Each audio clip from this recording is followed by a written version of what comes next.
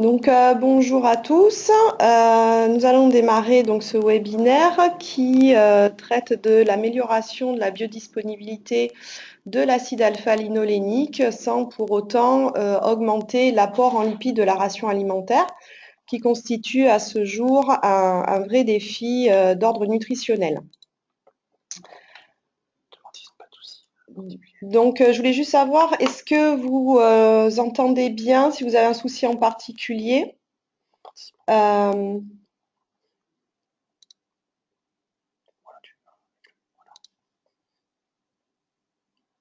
donc, alors, je vais regarder un petit instant. Vous avez également la boîte chat hein, si vous voulez un petit peu communiquer. Donc, je vais poursuivre. Euh, donc,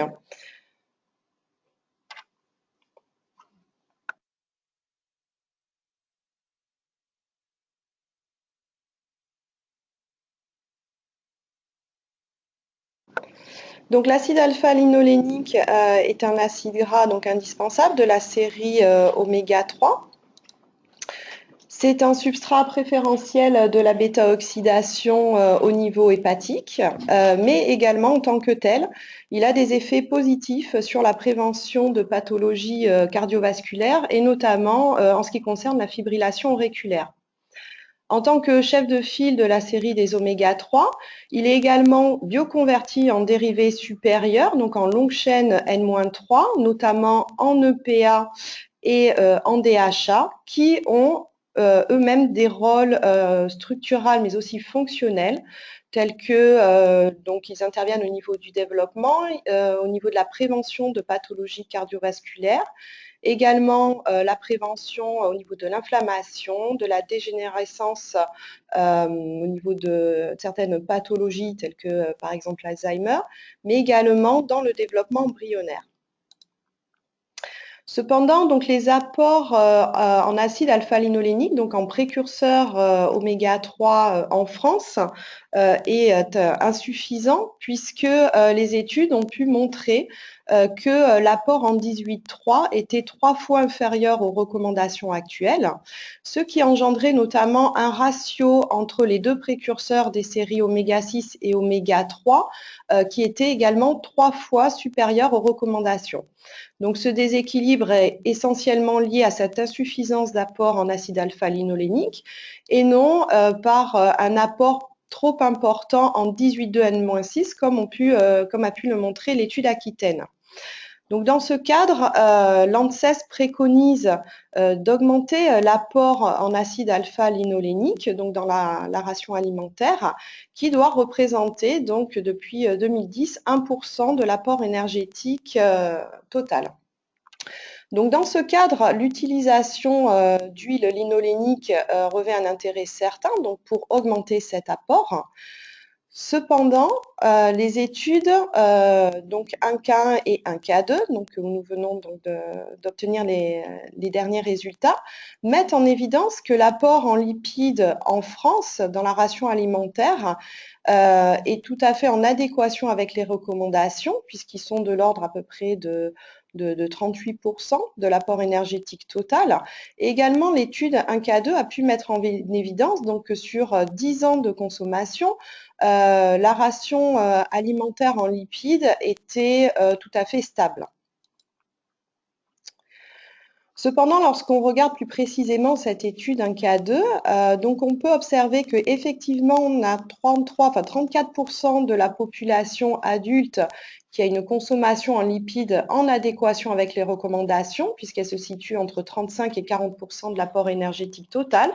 Mais également, ce qu'il est intéressant d'observer, c'est que 43% des adultes consomment plus de 40% de lipides dans la ration alimentaire, ce qui est tout à fait donc, supérieur aux recommandations actuelles. Donc dans ce cadre, augmenter la biodisponibilité, entre autres de l'alpha-linolénique, sans pour autant augmenter l'apport en lipides, revêt un vrai défi nutritionnel.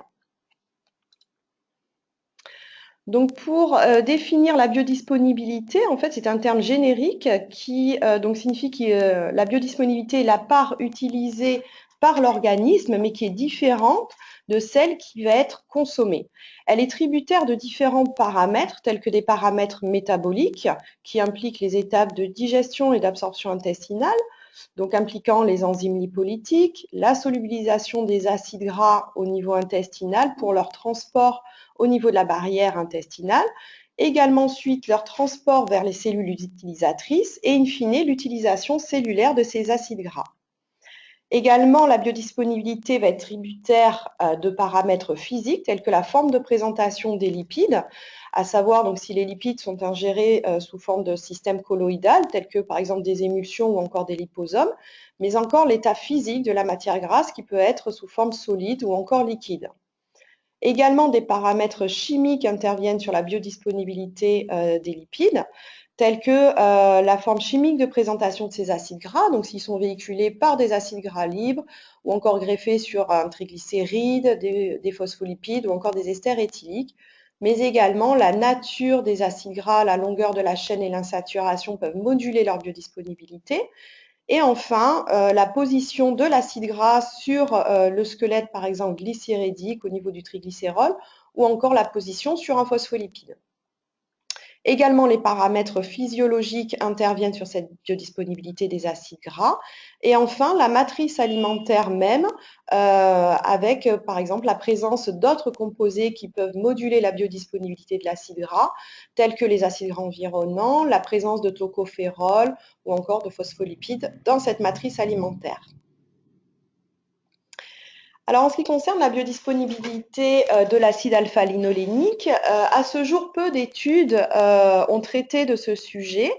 et une étude notamment a pu mettre en évidence en 2007 l'intérêt, dans un premier temps, de l'émulsification des lipides par de la phosphatidylcholine sur la biodisponibilité intestinale des lipides. Notamment, cette étude a pu mettre en évidence que la sécrétion de triglycérides au niveau intestinal était nettement améliorée lorsque l'huile de soja était administrée donc avec de la phosphatidylcholine. Également, seule une étude a pu mettre en évidence donc chez l'homme l'intérêt de l'émulsification donc d'une huile combinée, donc qui était de l'huile de lin associée à du bourrache et du poisson, sur notamment la vitesse d'incorporation des lipides au niveau plasmatique, qui était améliorée, comme vous pouvez le voir sur la slide de gauche, avec donc une vitesse plasmatique plus importante dans le cas de l'émulsion comparativement à l'huile, à cette même huile utilisée en phase continue. En ce qui concernait plus précisément l'acide alpha-linolénique, cette étude avait pu mettre en évidence également que l'émulsification améliorait l'accrétion plasmatique de l'alpha-linolénique, donc en termes de vitesse, mais aussi en termes de teneur. Donc, dans ce cadre, à l'ITERG, nous avons pu observer, mettre en évidence donc l'intérêt de la forme physique et notamment l'impact de l'existence d'une interface par l'émulsification des lipides sur la biodisponibilité de l'alpha-linolénique. Notamment, nous avons utilisé d'autres approches. Donc, nous avons utilisé une huile linolénique telle que l'huile de lin, donc en phase continue comparativement à cette même huile de lin émulsionnée avec de la lécithine de soja. Enfin, une autre étude avait été conduite sur une huile de lin émulsionnée où nous faisions varier la nature des surfactants dans cette émulsion. Donc, nous avons pu observer dans un premier temps en 2011 que la sécrétion lymphatique, donc au niveau intestinal de l'acide alpha-linolénique, était améliorée par l'émulsification, donc avec de la lécithine de soja. Notamment, nous avons pu observer que le pic d'absorption de l'alpha-linolénique était plus précoce dans le cas où l'huile de lin était émulsionnée, puisqu'on arrivait à un pic d'absorption aux alentours de 3-4 heures postprandiales, comparativement à l'huile de lin non émulsionnée, où ce pic d'absorption se situait plus à 5 heures. Également, lorsque vous pouvez observer sur l'insert relatif aux AUC, donc qui reprend l'absorption globale sur les 6 heures, nous avons pu observer que donc la biodisponibilité lymphatique de cet acide gras était significativement améliorée par l'émulsification, donc en présence de lécithine de soja. Donc la question se posait si cette biodisponibilité était améliorée par le process même d'émulsification, à savoir la création d'une interface, ou si c'était les phospholipides eux-mêmes qui jouaient un rôle sur l'amélioration de cette biodisponibilité, ou encore l'association des deux. Dans ce cadre-là, nous avons utilisé 3 formules, à savoir donc l'huile de lin seule, l'huile de lin, cette huile de lin mélangée à de la lécithine de soja ou encore émulsionnée avec de la lécithine de soja. Donc nous avons estimé sur une cinétique postprandiale de 5 heures quelle était la biodisponibilité cette fois-ci au niveau du plasma de l'acide alpha-linolénique. Après une injection d'héparine, nous avons recueilli le plasma pour réaliser cette étude.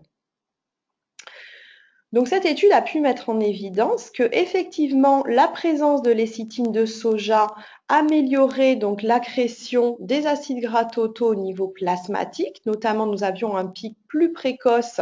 d'arrivée d'acides gras au niveau du plasma, puisqu'il se situait à peu près 1h30 en postprandial comparativement à l'huile de lin seule, donc qui est sur la courbe bleue, qui se situe à 3 heures postprandiales. Les AUC, d'une manière globale, ne montraient pas de différence significative pour autant, mais cette étude a pu mettre en évidence, dans un premier temps, une meilleure incorporation des acides gras au niveau plasmatique, et ce, indépendamment de l'émulsification même. Donc à ce niveau-là, seule la présence de lécithine de soja permettait d'accroître la vitesse d'incorporation des acides gras au niveau plasmatique. En ce qui concernait l'alpha-linolénique, nous obtenions donc les mêmes références, à savoir qu'au niveau plasmatique, on obtenait donc un pic, une Cmax plus élevée de l'acide alpha-linolénique, et ce, indépendamment du process d'émulsification.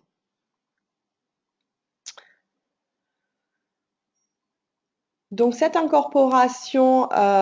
lipidique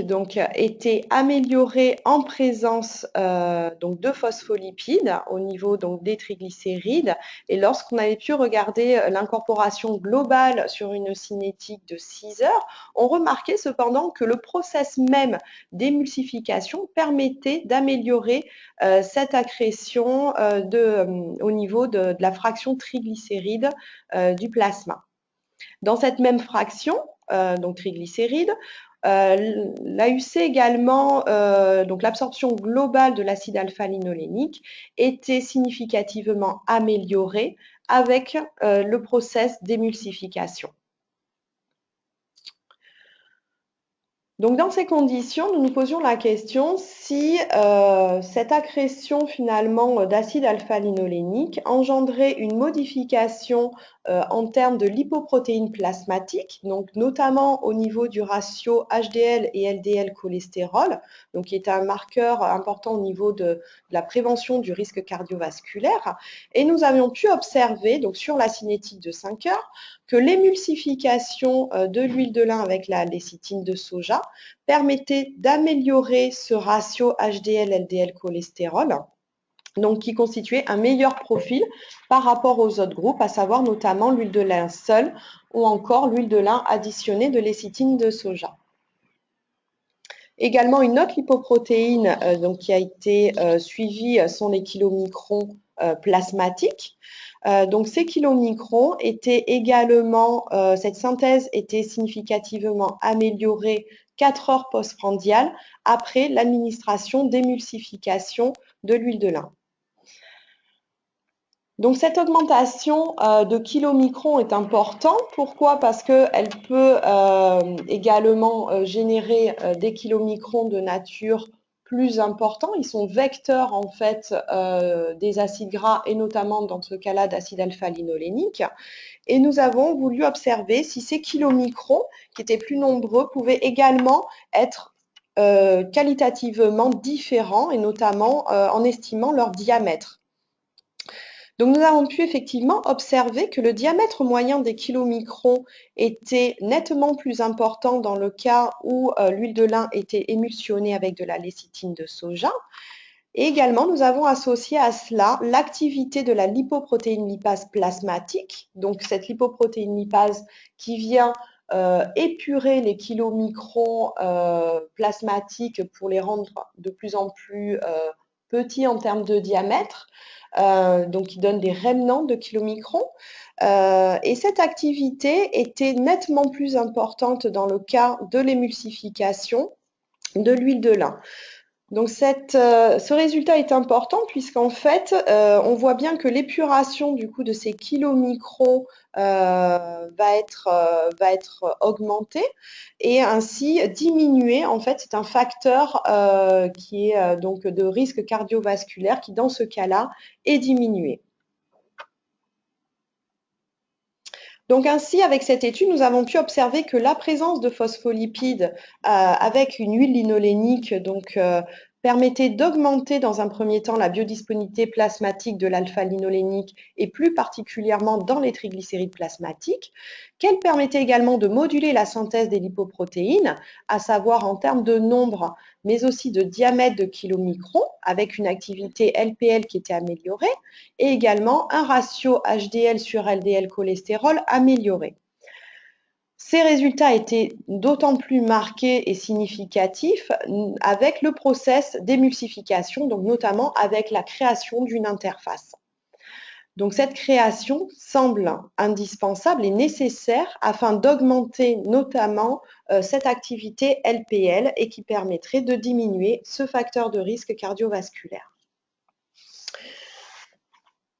Donc, suite à ce raisonnement, la question se posait si finalement la nature des surfactants même, donc autres que la lécithine de soja, pouvait moduler la biodisponibilité de l'acide alpha-linolénique. Donc, une étude en 2014 avait déjà pu mettre en évidence au niveau lymphatique, donc en utilisant l'huile de lin seule comme première formule. Une seconde formule, cette huile de lin donc émulsionnée avec des protéines de blé. Et enfin, une dernière formule avec l'huile de lin émulsionnée avec du lipoïde, donc qui est un phospholipide et notamment de l'APC pur. Cette étude avait, comme vous le voyez, pu mettre en évidence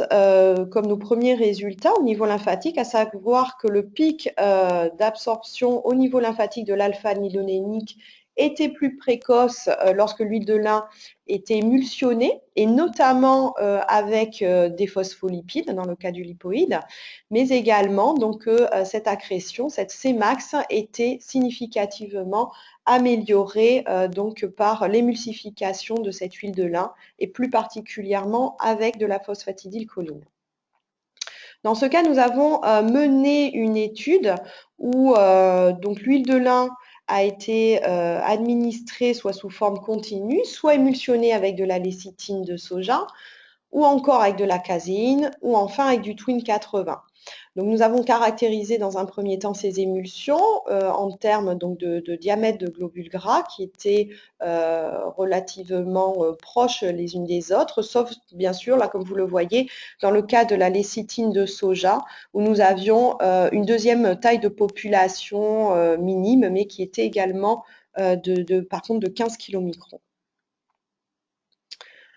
Donc, dans cette étude, nous avions pu observer que donc la cinétique d'absorption de l'acide alpha-linolénique était effectivement différent en fonction de la nature du surfactant utilisé dans l'émulsification. Donc nous avons pu voir dans un premier temps que l'huile de lin et donc le Twin 80, la sécrétion lymphatique de l'alpha-linolénique était similaire, qu'il n'y avait aucune différence sur la cinétique d'acide alpha-linolénique. Par contre, nous avions effectivement pu mettre en évidence que la cinétique d'absorption d'alpha-linolénique au niveau de la lymphe était significativement améliorée en présence de lécithine de soja. Également, une donnée intéressante était d'observer que cette biodisponibilité de l'alpha-linolénique était amoindrie dans le cas où l'huile de lin était émulsionnée avec des protéines et notamment de la caséine. Donc, cette explication donc, de diminution de biodisponibilité faisait suite en fait à une diminution de la solubilisation des acides gras en amont, donc à savoir au niveau gastro-intestinal, donc qui était rapporté déjà préalablement pour la caséine. En termes d'absorption globale sur cette cinétique de 6 heures, nous avons pu observer que effectivement l'alpha-linolénique était significativement amélioré avec l'émulsification de la lécithine de soja. Dans ce cadre-là, nous avons ensuite caractérisé les kilomicrons lymphatiques, donc à savoir les transporteurs de ces acides gras de la barrière intestinale, donc dans la lymphe jusque vers le plasma. Et nous avons pu observer sur cette cinétique que le diamètre moyen des kilomicrons était exponentiel sur 6 heures postprandiales, de la même façon que l'absorption des acides gras, ce qui correspondait finalement à un enrichissement du corps, donc du cœur des kilomicrons en acides gras, qui était tout à fait cohérent avec cette absorption des lipides. Mais nous avons pu observer donc que ce diamètre augmentait jusqu'à une valeur plateau de 300 nanomètres dans le cas à la fois de l'huile de lin et de la lécithine de soja, mais également du Twin 80, alors que dans le cas de la caséine, finalement, les kilomicrons n'atteignaient pas ce plateau et les kilomicrons augmentaient seulement jusqu'à une valeur inférieure à ce que l'on avait pu observer pour les autres groupes. Donc, ce qui était tout à fait en adéquation avec les précédents résultats sur l'absorption même de l'alpha-linolénique. Ceci dit, ces résultats n'expliquaient pas pourquoi, dans le cas de la lécithine de soja, on observait une amélioration de cette accrétion d'alpha-linolénique et pour autant, ces kilomicrons lymphatiques arrivaient à une valeur seuil similaire entre les autres groupes. C'est pourquoi nous avons pu observer qu'en termes par contre de quantité, donc de particules de kilomicrons, dans le cas de la lécithine, ces kilomicrons étaient sur cette fin de cinétique d'absorption, donc phase plateau à 5-6 heures postprandiales. Ce nombre de particules était augmenté dans le cas où l'huile de lin était émulsionnée avec de la lécithine de soja, expliquant et ce qui était cohérent avec ces précédentes données d'absorption lymphatique. Ce qui nous laissait donc suggérer que cette synthèse de lipoprotéines au niveau intestinal s'obtiendrait en 2 temps, à savoir une première phase, à savoir qualitative, qui était donc exponentielle en termes de taille de kilomicrons, qui devenait donc de plus en plus gros afin de pallier à l'entrée des acides gras au niveau intestinal, jusqu'à une valeur seuil, au-delà de laquelle cette synthèse de kilomicrons était ensuite accrue en termes de nombre de particules. Donc, cette étude avait effectivement donc pu mettre en évidence quel était l'impact de la nature des émulsifiants sur la biodisponibilité de l'alpha-linolénique et notamment qui était donc améliorée en présence de lécithine de soja ou au contraire réduite en présence de caséine et ce de par des raisons qui étaient des effets antagonistes en amont en termes de lipolyse gastro-intestinale des lipides. Donc, dans un second temps, cette étude a été poursuivie en termes de forme, d'impact de la forme physique sur la biodisponibilité de l'acide alpha-linolénique. Quel était, au-delà de ça, l'impact de la nature finalement des acides gras environnants, donc vis-à-vis de l'alpha-linolénique, sur cette biodisponibilité? Donc, nous avons conduit une première étude donc, avec de l'huile de lin non émulsionnée qui pouvait être associée soit avec du palme en tant que source d'acides gras saturés, associée à du tournesol oléique en tant que source d'acides gras monoinsaturés, ou encore du pépin de raisin comme source d'acide gras polyinsaturé N-6. Donc dans cette étude, donc les rats ont été soumis donc à ces 4 formules lipidiques. Donc soit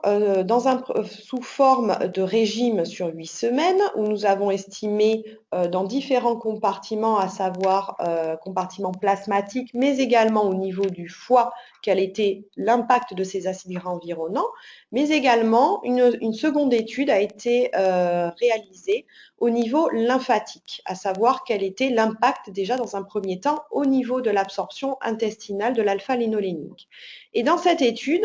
dans un premier temps, nous avons pu voir finalement que le passage, le transport de l'alpha-linolénique au niveau de la barrière intestinale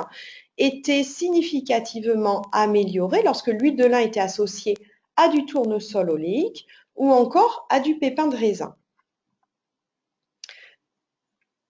Donc, suite à un régime de 8 semaines avec l'une de ces 4 formules, nous avons pu constater dans un premier temps, donc au niveau plasmatique, que la concentration en acides gras était similaire quel que soit le groupe considéré, ce qui était tout à fait logique dans le sens où nous avons quand même une régulation au niveau plasmatique assez fine. Mais lorsque l'on regardait plus précisément, en caractérisant le plasma, quelles étaient les concentrations en oméga 3, on avait pu observer que dans ce plasma,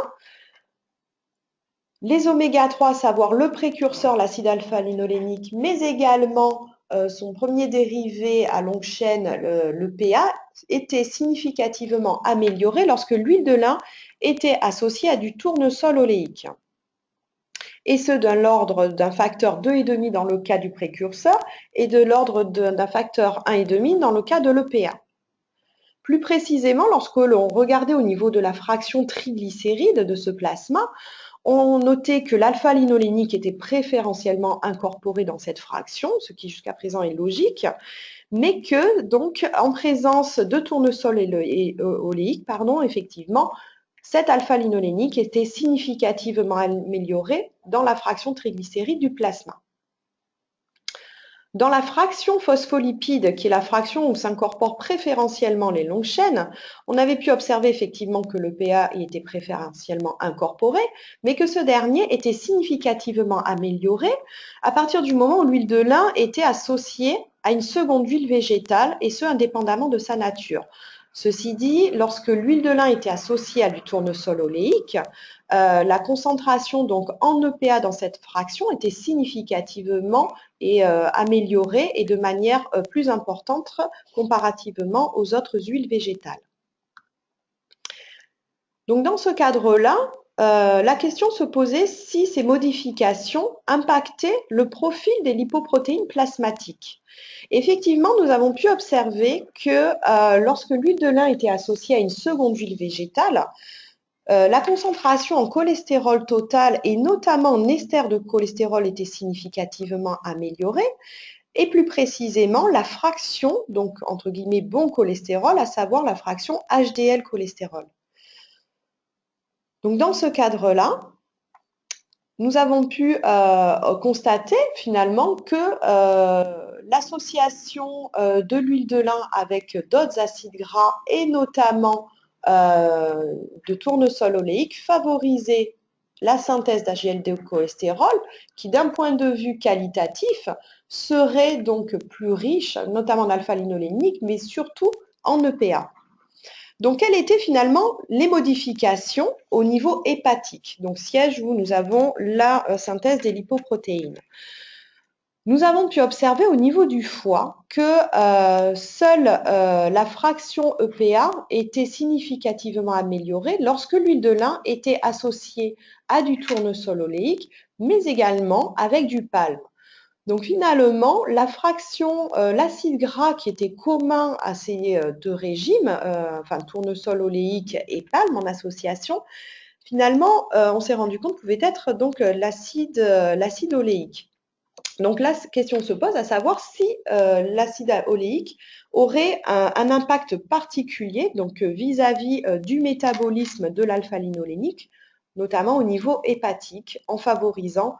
pourquoi pas, sa bioconversion en longue chaîne et plus particulièrement en EPA. Donc, lorsqu'on regardait plus précisément en caractérisant les fractions lipidiques du foie, on avait pu noter au niveau des triglycérides hépatiques que l'alpha-linolénique était préférentiellement incorporé dans cette fraction et qu'on n'observait aucune différence significative quel que soit le régime administré. Par contre, que l'EPA était bien entendu préférentiellement incorporé dans les phospholipides, mais également dans les acides gras libres, et qu'il était plus prépondérant dans le cas où l'huile de lin était associée avec du tournesol oléique ou encore du palme, comme nous avons pu le voir. Enfin, le DHA était exclusivement incorporé au niveau des phospholipides hépatiques et nous avons pu observer aucune différence entre les groupes, si ce n'est une légère tendance à une diminution dans le groupe de l'huile de lin associée au tournesol oléique.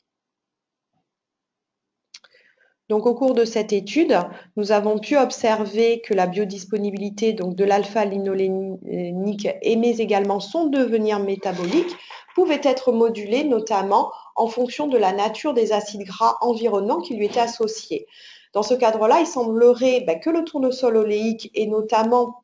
plus particulièrement l'acide oléique associé à l'huile de lin ou l'huile linolénique pourrait améliorer donc les concentrations plasmatiques en alpha-linolénique et plus particulièrement dans les triglycérides. Et également, donc de son dérivé en longue chaîne, l'EPA, plus précisément dans les phospholipides plasmatiques. Ce qui laissait suggérer une augmentation donc, de cette bioconversion de l'alpha-linolénique qui était générée dans le cas de ces régimes en EPA dans la fraction phospholipide. Également que cette association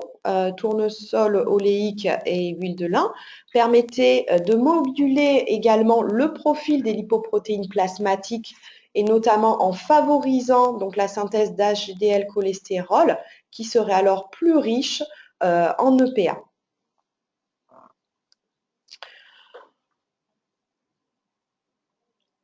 Donc ensuite,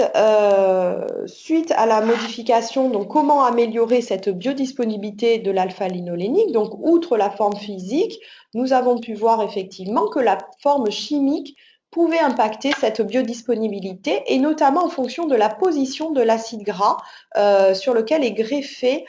donc notamment l'acide alpha-linolénique. Donc qu'il soit en position par exemple interne ou encore externe. Donc, pour rappel, la lipase pancréatique est donc une enzyme qui travaille donc sur l'interface lipide au niveau donc notamment de la partie haute du duodénum. Elle est stéréospécifique donc des positions externes du triglycéride alimentaire, donc à savoir SN1 et SN3, et sous son action, donc le triglycéride va être donc hydrolysé en deux acides gras libres qui sont issus des positions externes de ce triglycéride alimentaire et d'un 2-monoacide glycérol, donc qui est la position interne du triglycéride alimentaire. Et ceci conditionne, en fonction de la position de l'acide gras d'intérêt, son devenir dans l'organisme. Donc, dans ces conditions, nous avons préalablement observé en utilisant donc l'huile de colza comparativement à l'huile de soja, quel était le devenir de l'alpha-linolénique en fonction de la position. Donc, dans l'huile de colza, l'acide alpha-linolénique est positionné à hauteur de presque 60% sur la position interne du triglycéride. Dans le cas du soja, l'acide alpha-linolénique est internalisé à hauteur de 30%. Lorsque ces huiles sont administrées donc, à des animaux, nous avons pu observer donc en termes de transport intestinal, donc de passage de la barrière, que l'acide alpha-linolénique était retrouvé donc à hauteur de 46% en position interne, donc dans les triglycérides lymphatiques, et à hauteur de 29% lorsque l'alpha-linolénique était véhiculé par le soja. Donc ces données avaient pu montrer qu'il y avait un maintien de cette position, donc de la position interne, mais toutefois qu'elle n'était finalement partielle, elle n'était pas totale comme jusqu'à présent il avait été admis au niveau de la communauté scientifique. Donc dans ce cadre-là, nous avons utilisé des triglycérides synthétiques purs, de sorte que l'alpha-linolénique soit strictement positionné sur une des deux positions externes, et une seconde molécule où l'alpha-linolénique était strictement positionné en interne de ce triglycéride. Les résultats ont pu mettre en évidence finalement que l'absorption des acides gras et notamment de l'acide alpha-linolénique n'était pas dépendante de cette position, à savoir que le transport était similaire, que l'alpha-linolénique soit positionné sur en position externe du triglycéride alimentaire ou encore en position interne. Cependant, ce qu'il avait été intéressant d'observer et qui était tout à fait novateur, c'est que finalement, lorsqu'on observait le maintien ou pas de cette position, lorsque l'acide alpha-linolénique était strictement administré en position interne, on observait qu'au pic d'absorption, à savoir à 3-4 heures, alors hop, on se situe à ce niveau-là, donc le maintien de la position donc, était seulement de 46%, contrairement aux 100% initialement administrés, et qu'en fin de cinétique d'absorption, ce maintien n'était plus que de 29%. À l'inverse, lorsque l'acide alpha-linolénique était positionné et strictement administré sur une des chaînes externes, on observait cependant la présence en position interne, cependant que de l'ordre de 6%, mais qui était effective au niveau de l'alpha-linolénique, et en fin de cinétique, quasiment de 10%. Donc ces données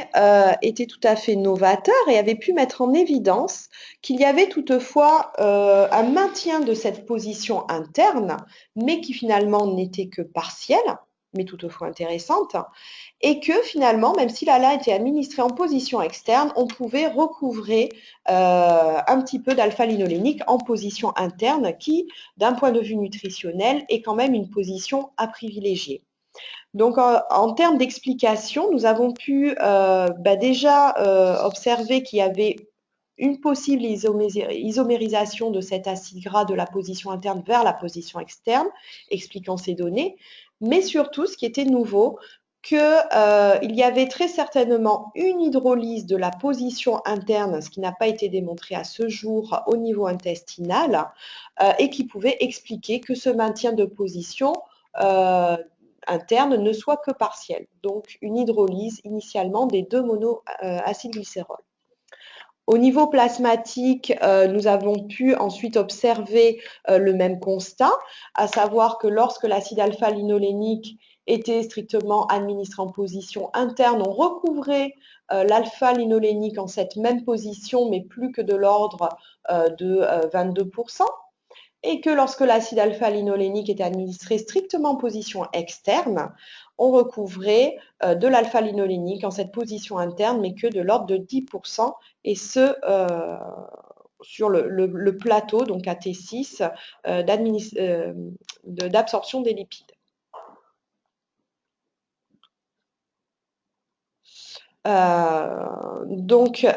Ce maintien de position reste toutefois effectif, même s'il est partiel, mais il est toujours intéressant en termes de biodisponibilité parce que en cette position, l'acide alpha-linolénique en fait serait préservé de la bêta-oxydation et donc pourrait être soit incorporé en tant que tel, en tant qu'acide alpha-linolénique au niveau de certains tissus cibles, ou encore jouer pleinement son rôle de précurseur pour la bioconversion en dérivés supérieurs. Donc cette étude avait notamment pu mettre en évidence, enfin suggérer plutôt, la responsabilité en fait d'une enzyme qui serait présente au niveau intestinal mais qui reste à ce jour à démontrer, donc suspectée, à savoir la monoacylglycérol lipase, donc qui interviendrait sur l'hydrolyse de ce 2-monoacylglycérol. Donc, Par rapport à la thématique qui était de savoir comment améliorer la biodisponibilité de l'alpha-linolénique, donc sans pour autant augmenter l'apport en lipides, par rapport aux recommandations actuelles, il est vrai que, premièrement, une substitution, par exemple partielle, de l'huile alimentaire par une huile linolénique, donc de type colza par exemple, qui est largement utilisée à ce jour en France, serait une première solution pour accroître notre apport alimentaire en alpha-linolénique et recouvrir les recommandations actuelles de l'ANSES. Également, donc, nous avons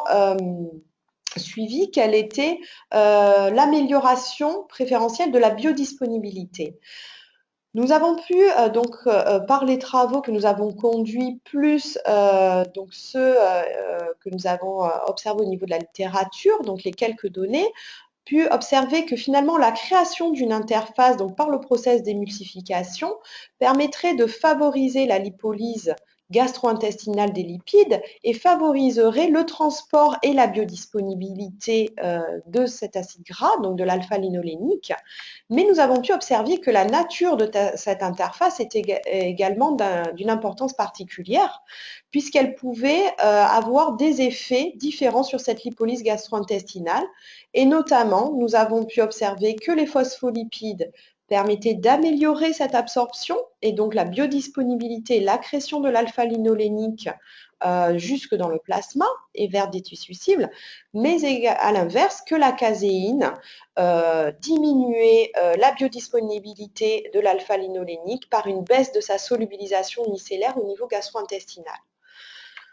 Également, les phospholipides, donc cette interface, ces surfactants, induisaient une modification très intéressante du profil lipoprotéine en favorisant notamment la synthèse de bons cholestérol, donc d'HDL cholestérol qui serait plus riche notamment en EPA,